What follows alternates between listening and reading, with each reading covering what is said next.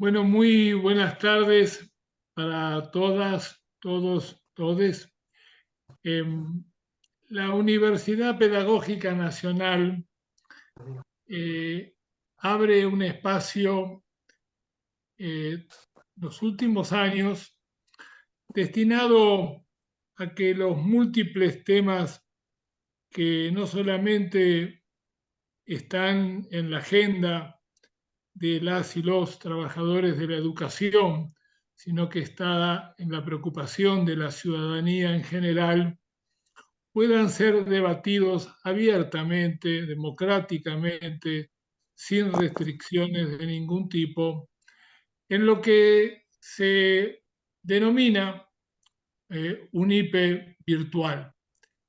Eh, de hecho, en el transcurso de esta semana, eh, sesiones como la que vamos a iniciar en un momento se están multiplicando de lunes a viernes en varios turnos, con muy variados temas, con muchos invitados especiales y con la riqueza que justamente estos invitados especiales suelen darle a sus intervenciones, abriendo oportunidad de intercambiar, de establecer un diálogo, de escuchar distintas opiniones y lograr finalmente la profundización de los muy diversos temas que componen la agenda de esta semana de UNIPE virtual. Abierta a todos quienes deseen hacerlo sin restricciones de ningún tipo y, por supuesto, también con un carácter federal que permite que podamos compartir estos temas con compañeras y compañeros de distintas provincias y localidades de nuestro país. El tema que vamos a considerar en la tarde de hoy ha sido la de vincular las realidades de los pueblos indígenas en nuestro país en un momento con especial tensión en el norte de nuestro país y en la provincia de Jujuy en particular, en una perspectiva en la que nos interesa particularmente detenernos en qué medida los derechos de los niños y adolescentes indígenas se ven afectados cuando sus comunidades no son respetadas por las autoridades jurisdiccionales. Y para eso hemos invitado a quien seguramente en su trayectoria reúne enormes experiencias, gigantescas oportunidades de reflexión compartidas en distintos espacios de las comunidades, también en las cátedras, también hacia un público en general, como es la invitación a quien nos acompaña, que es Adolfo Pérez Esquivel.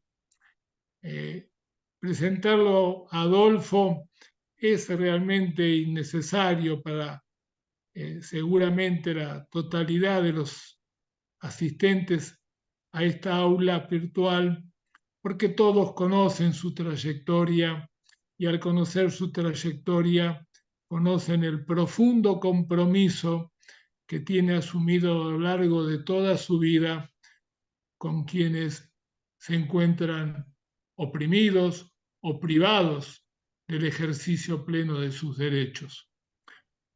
La libertad y la real y efectiva vida democrática y el Estado de Derecho marcan no solo el perfil de Adolfo, sino también las enseñanzas que él nos transmite y que muchos de nosotros tratamos de ser buenos alumnos. La presencia de Adolfo en este caso acompañada por una abogada que no por joven tiene baja experiencia, sino joven con mucha experiencia en el campo que nos abarca en la jornada de hoy, que es justamente Mariana Katz. Es abogada con una particular especialización en los terrenos que hacen a los derechos de los pueblos indígenas y litigando muchas veces en condiciones adversas, difíciles, complejas, y al mismo tiempo poniendo de manifiesto que su condición de abogada no es solamente la exhibición de un título, de una profesión, sino de un profundo compromiso social y que ella lo lleva adelante particularmente desde la fundación del Servicio de Paz y Justicia. También Mariana nos va a presentar en unos momentos a la compañera que ha venido con el tercer Malón por la Paz desde Jujuy y que están en Buenos Aires frente a tribunales y que Mariana la va a presentar en un momento para que nos podamos compartir con ella sus reflexiones.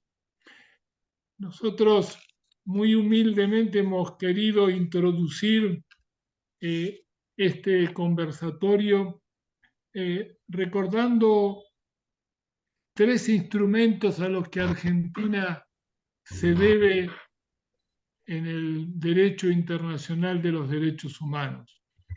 Por un lado, la Convención sobre los Derechos del Niño, que en su artículo 30 claramente establece que en los estados en que existan minorías étnicas, religiosas o lingüísticas o personas de origen indígena, no se negará a un niño que pertenezca a tales minorías o que sea indígena el derecho que le corresponde, en común con los demás miembros de su grupo, a tener su propia vida cultural, a profesar y practicar su propia religión o a emplear su propio idioma.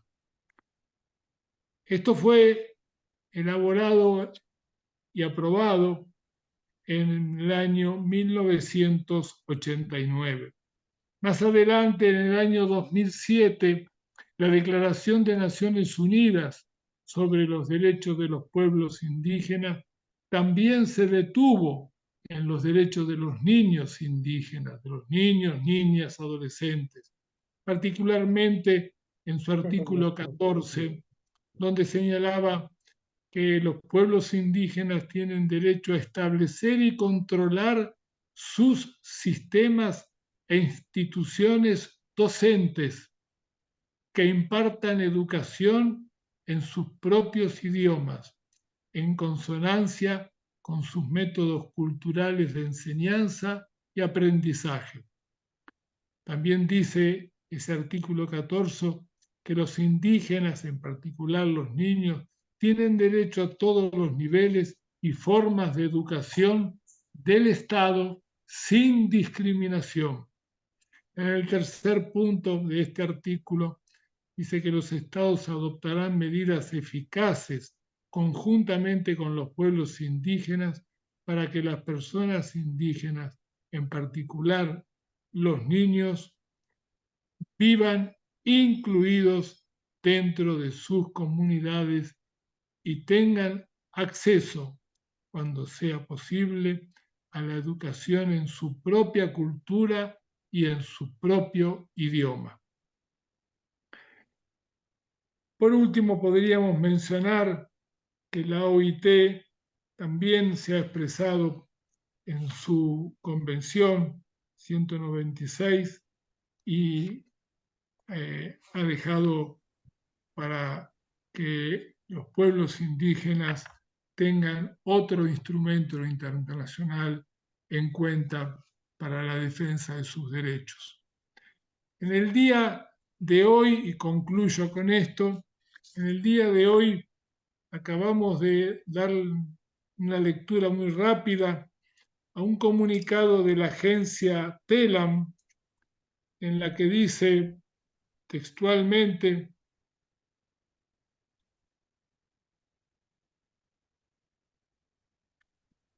exigimos justicia. Es el reclamo que se exhibe en un cartel sostenido por dos de los integrantes del tercer Malón de la Paz encadenados, mientras que el tercero lleva una bandera huipala en la que se puede leer la inscripción Jujuy resiste. El Premio Nobel de la Paz y presidente del Consejo Honorario del Servicio de Paz y Justicia, Adolfo Pérez Esquivel, llegó al lugar pasadas las 14. Ingresó a la sede del máximo tribunal, donde, según expresó a los medios presentes, no había ningún juez para recibirlo. Es más larga la nota, pero lo tenemos a Adolfo, tenemos a Mariana, tenemos a la compañera de las comunidades indígenas que están presentes con el tercer Malón de la Paz frente a tribunales. Así que tenemos por delante 1 hora y media para conversar. Quisiéramos pedirle a Adolfo que con toda libertad utilice el tiempo que necesite para reflexionar sobre lo que crea más oportuno.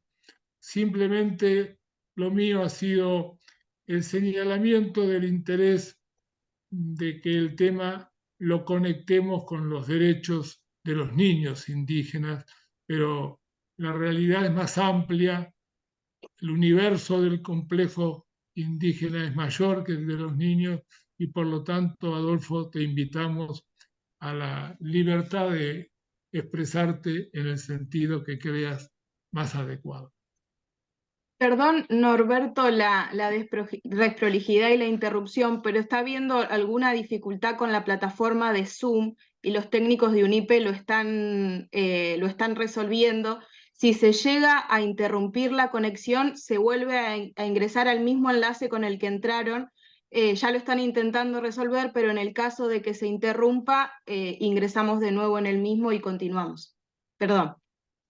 Gracias, Camila. Gracias, Norberto.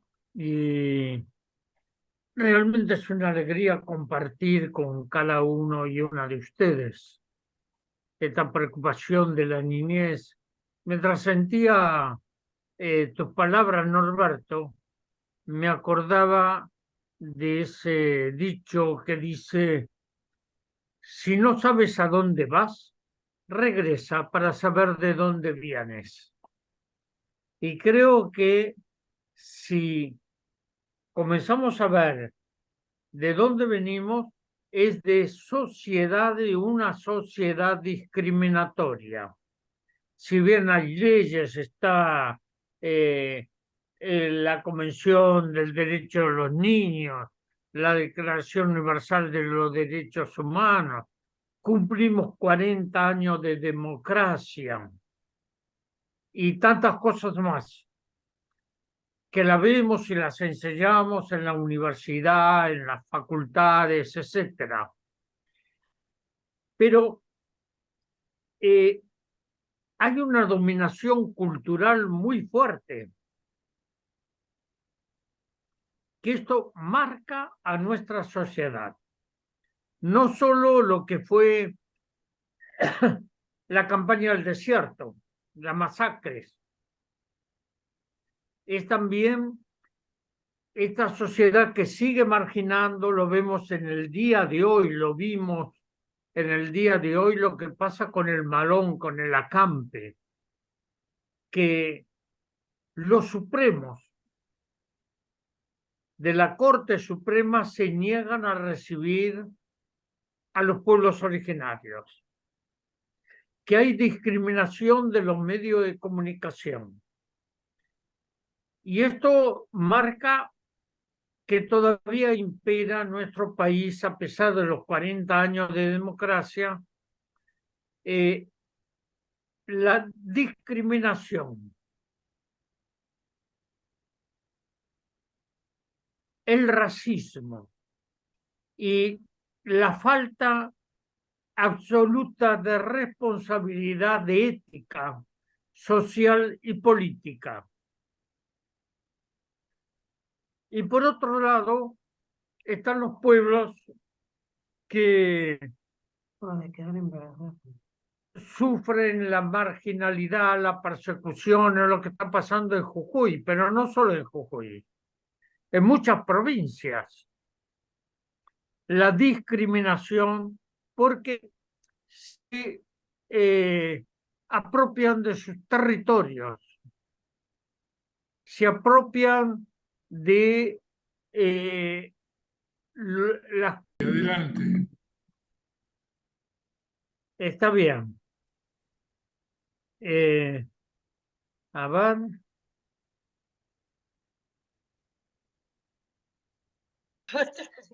Mi reloj. Bueno, ¿me ven ahora? ¿Nos vemos? Sí, muy bien. Lógicamente que todo esto tiene que ver con la sociedad que vivimos, tiene que ver con la educación, tiene que ver con la cultura. No, y muchas veces personas que creen que están identificadas con el pueblo terminan discriminando. Y la otra situación difícil es, ay,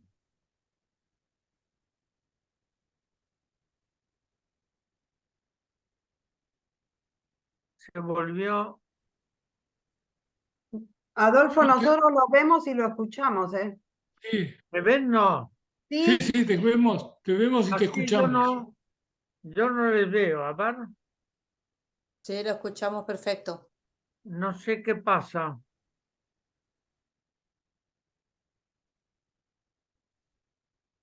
le habrá bajado la cámara, la Te pantalla. escuchamos bien, ¿eh? Te escuchamos y te vemos bien. Yo aquí no los veo. Tengo la Ah. pantalla en blanco y dice salir de la reunión y cancelar. A ver, No, voy a no. tratar de salir y vuelvo No, a... pon cancelar, si no vas a salir. ¿Eh? Aprieta ver. cancelar. Cancelar. Ahora sí, ahí Ah. está. Bueno, me parece importante saber dónde estamos, a qué sociedad pertenecemos. Y cuando hablamos de sociedad, no todas las sociedades son iguales en un mismo país. Las sociedades que viven las comunidades indígenas es otra cosmovisión, otra mirada a la vida, otra relación y comunión con la madre tierra, que desde las grandes ciudades se ha perdido. Y esto, por más buena voluntad que tengan muchos personas integrantes de la sociedad, cometen estos errores de marginar al resto, de marginar a aquellos que no son iguales. No piensan en una sociedad plural. Quien cambió esto en América Latina fue Evo Morales, en Bolivia, en un país pluricultural, lingüístico, un país donde se reconozca la diversidad en la unidad. No todos tenemos que pensar iguales, porque eso sería fatal. Pero cuando vemos qué pasa con los niños son el reflejo de la sociedad que los margina. Yo tengo experiencia desde mi niñez, porque mi abuela era una guaraní y en la escuela hablaban siempre mal de los indígenas, lo discriminaban. Y yo siempre terminaba castigado porque le discutía al maestro o a las maestras que las cosas no eran así. Entonces, es una educación que es una educación que no es liberadora, sino que es castradora. Una educación que condiciona las conductas. Entonces, cuando hablamos de los niños, tenemos que tener muy en cuenta esto, que el niño no es un ente marginal, es parte de una sociedad. Y la sociedad, una sociedad que no cuida, protege a sus niños, es una sociedad que hipoteca el presente y pierde el futuro. Es esto. Una educación liberadora debe ser esa educación donde tengamos el encuentro en la diversidad. Y esto hay que enseñarlo a los niños para que no se sientan discriminados, y más a los niños de los pueblos originarios. Ya de la época de la colonia hasta ahora se ha implantado esa cultura de dominación, de discriminación. Y hoy, cuando estuvimos con los secretarios de la Corte Suprema, yo les tuve que decir directamente, ustedes están discriminando, ustedes están no solo discriminando, sino que marginan a las sociedades, a los pueblos originarios. Y esto no puede ser. Lo que tendría que hacer los miembros de la Corte es ir y dialogar con la gente que vino del Malón.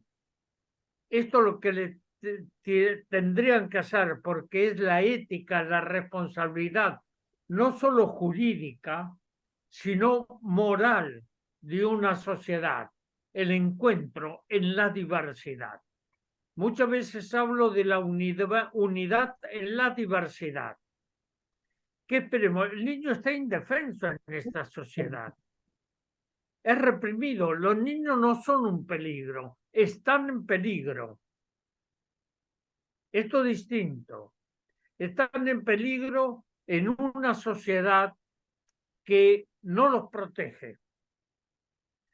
Por más que nosotros estamos hablando mucho de los derechos, de las convenciones, de los derechos humanos, si hacemos un balance en estos 40 años de democracia, nos damos cuenta que esta democracia es parcial. Esta democracia no es para todos y todas. Y también quiero decirles que la democracia no se regala, no es poner el voto en una urna. La democracia es una construcción colectiva. Y en esta construcción colectiva están los niños, las mujeres, están los afrodescendientes, están los distintos pueblos. Y saben, en esta sociedad está perdiendo la riqueza y la sabiduría de los pueblos. Es increíble cómo menosprecia y pierden la riqueza de aquellos pueblos que tienen una comunión con la madre tierra, que tienen la comunión con los recursos naturales. Hoy sentía uno de los hermanos en el acampe que decía, vienen por todo, vienen por el agua y cada vez tenemos menos agua. Vienen por los recursos naturales, vienen por el litio, por la minería, toda esa riqueza que está en la tierra. ¿A quién pertenecen esas riquezas? Pertenece a los pueblos. Pero los gobernantes se adueñan de eso y privilegian el capital financiero sobre la vida de los pueblos.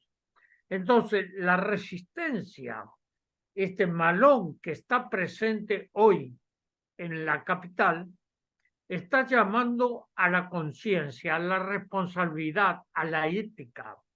Está llamando para que aprendan los ministros de la Corte Suprema humanidad y que se acerque. Pero esto es una responsabilidad también de los educadores, de generar conciencia crítica y valores. Yo no me voy a extender en esto, pero voy a sintetizar.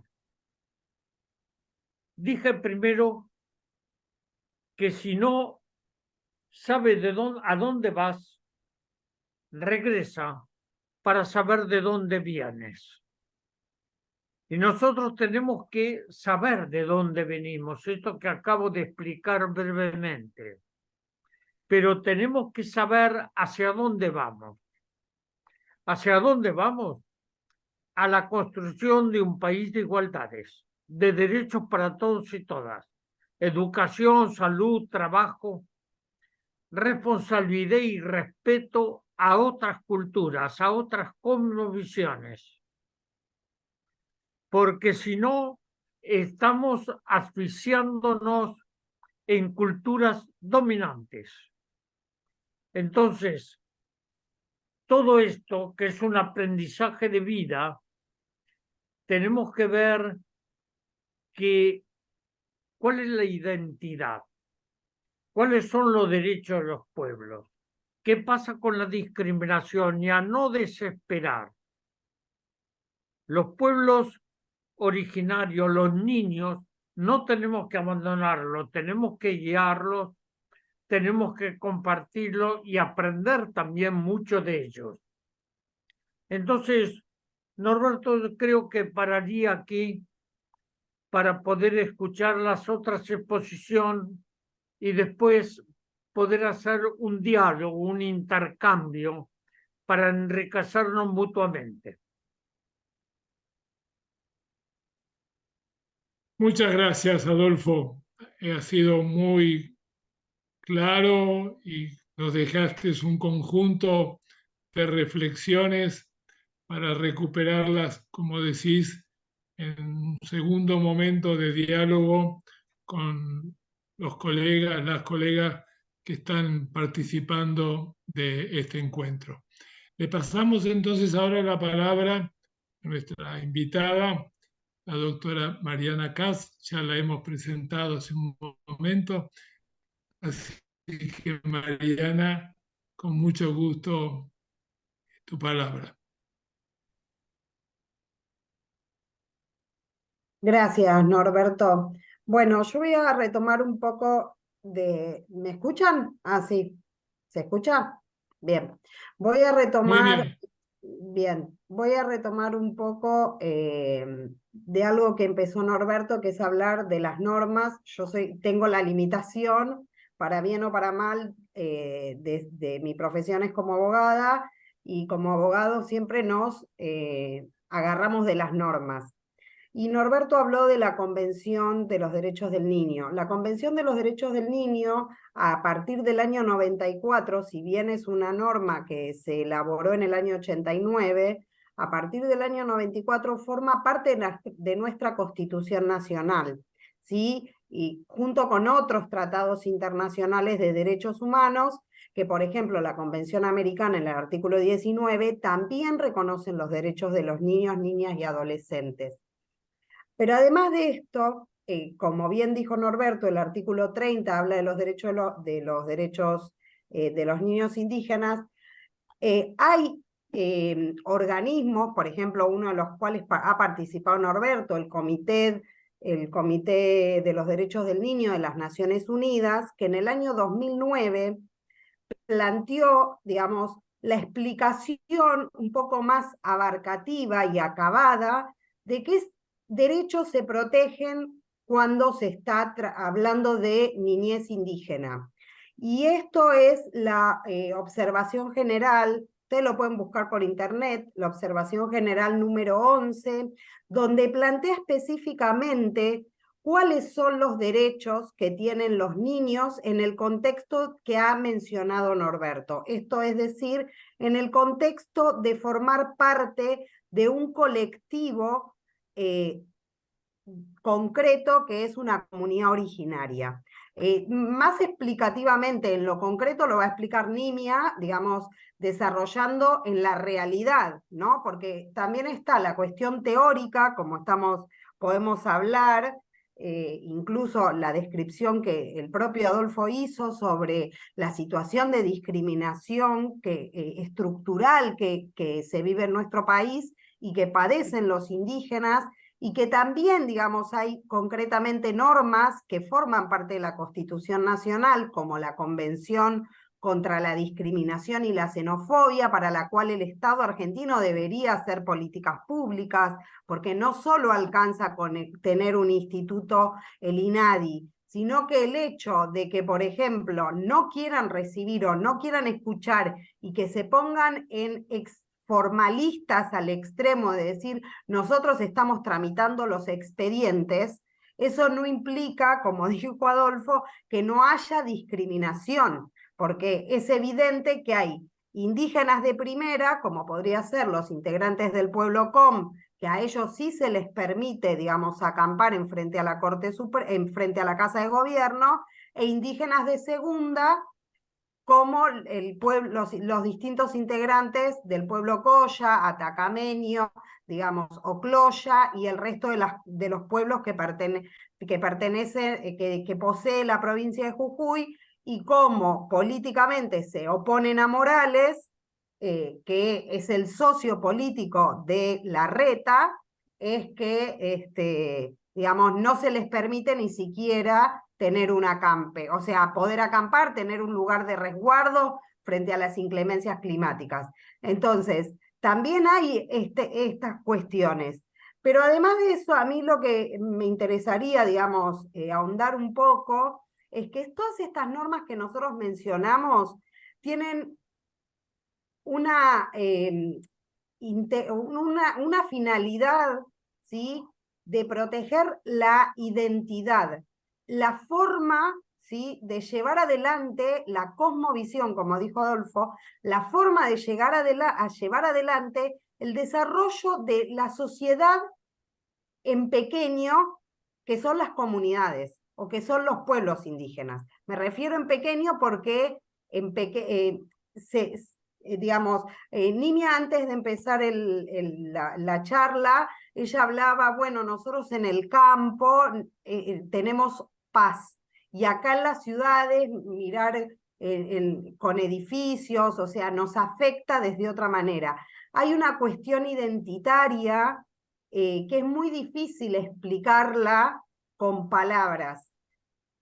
Lo más difícil está encima tratar de hacerle estas circunstancias, hacerlas entender a personas que no son indígenas y que no tienen una sensibilidad particular. Entonces, la realidad es que las normas jurídicas que mencionó Norberto, a las cuales referenció Adolfo y las que yo mencioné también, es que ya no pasa por una sensibilidad, pasa por una obligación del Estado en cumplir estos estándares que garantizan este desarrollo identitario de acuerdo a las formas de vida que tienen las personas que viven en comunidades originarias, que viven en otros territorios, y que por los modelos extractivos con los que se han, digamos, instalado, en realidad, no solo instalado el Estado-Nación, sino que eso hasta el día de hoy continúa, ¿no? Hay una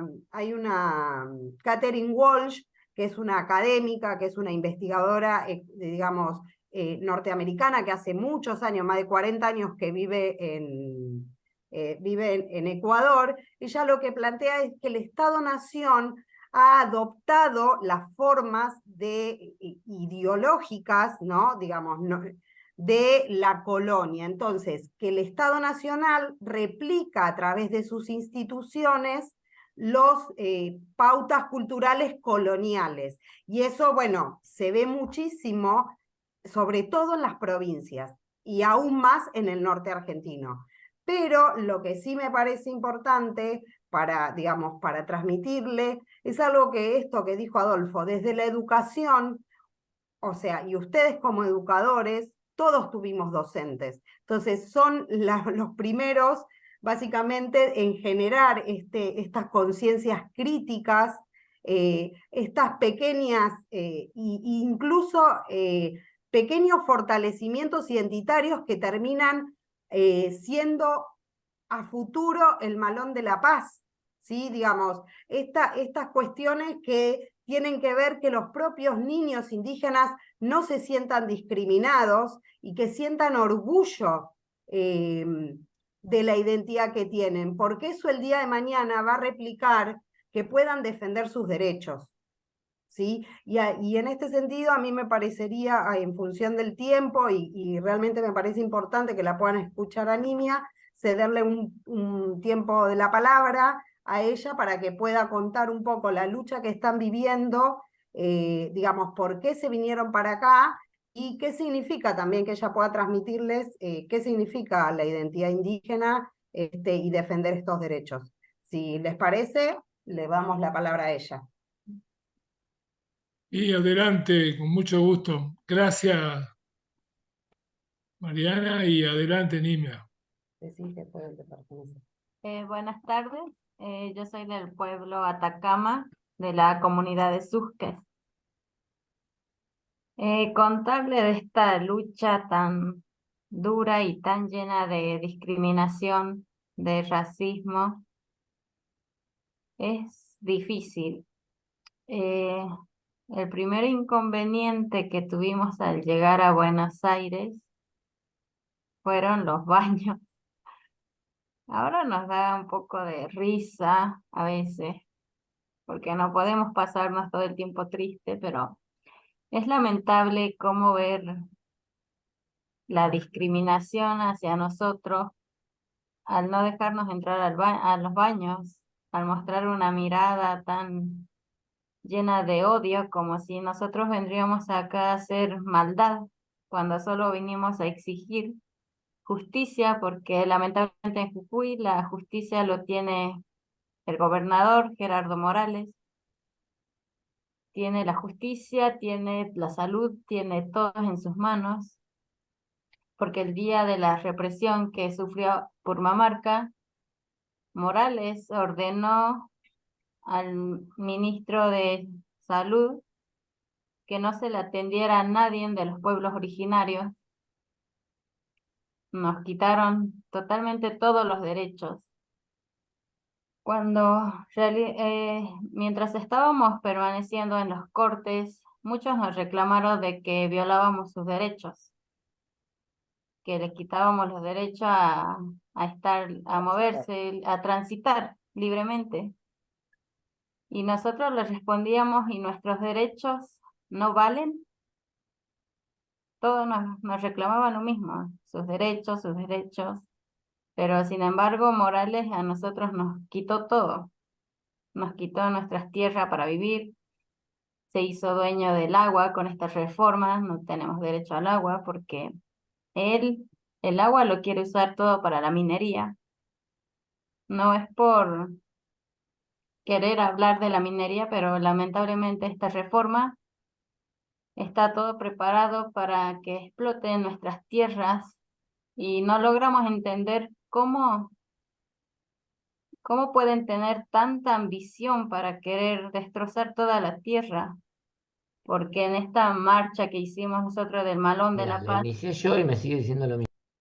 en busca de justicia, pasamos por distintas provincias y todos tienen problemas con esta explotación de los minerales, con ¿cómo se llama cuando sacan los árboles? Todo. La deforestación. La deforestación.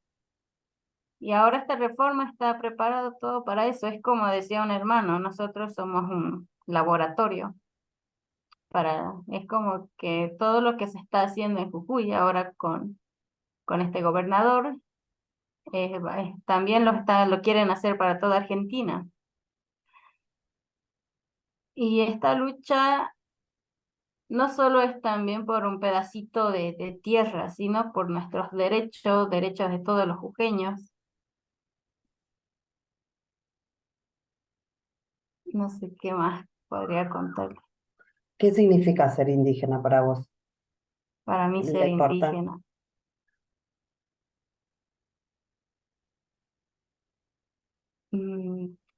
Lo digo con mis Sí, con tus propias palabras, palabras. claro, sí, con tus palabras. Para mí ser indígena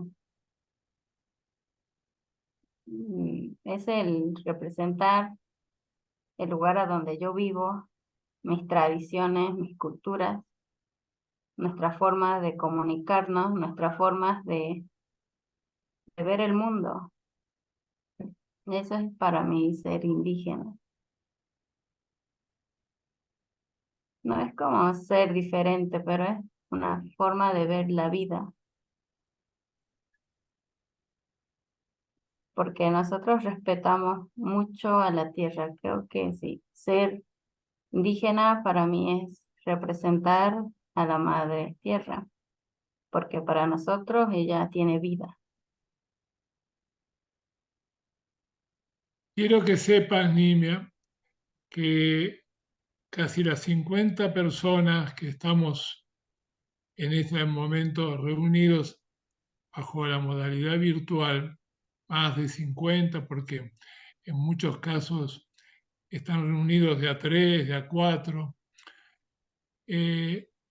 escuchamos con mucha atención cada una de tus descripciones, tus relatos, y cuando definís qué significa ser indígena, en realidad yo creo que todos nosotros sentimos como una manifestación de dignidad, de auténtica dignidad, lo que le da a los hombres y mujeres sentido a sus vidas, a nuestras vidas.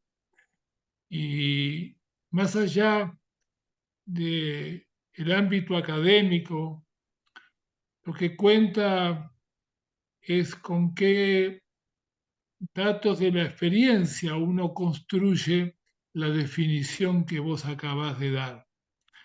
Y nos das una lección para que la interpretemos, la tengamos presente y en este caso invitar entonces a todas y todos los que nos están acompañando a poder levantar la mano y facilitar de este modo que podamos dialogar con Adolfo, con Mariana, con Nimia. Perdón si te estoy nombrando bien porque lo Está registré bien. como lo escuché. Bueno, gracias. Y entonces tomar esta media hora que nos queda, poco más, para poder hacer los intercambios, las preguntas y las opiniones que más de 50 personas que estamos participando podamos compartirlas. Así que eh, acá pregunta, por favor, les pido que le hagan saber a nuestro premio Nobel, Adolfo, si puede pronunciarse sobre, y ahí se cortó. Le pido a la persona, primero si Camila lo pudo registrar completo, si lo puede volver a leer. Sí, claro, lo leo completo al mensaje de Maritza Sánchez Perales, que dice, por favor, les pido que le hagan saber a nuestro premio Nobel, Adolfo, si puede pronunciarse sobre Camila, niña indígena de 11 años de la Amazonía peruana, quien luego de quedar embarazada por la violación de su padre, los médicos le negaron el aborto terapéutico. Al abortar espontáneamente, fue perseguida por la justicia de Perú. Las Naciones Unidas han condenado nuestro proceder como país. Sin justicia no habrá paz en mi amado país. No es el único caso, ya hubo otros casos semejantes. Lógicamente que uno defiende la vida, pero no la vida así de cualquier modo, esta forma que la propia familia, esta niña fue violada. Hay posiciones médicas, éticas, valores, hay comité de ética que tiene que valorar la situación de cada cosa, pero no se puede permitir estas cosas que están ocurriendo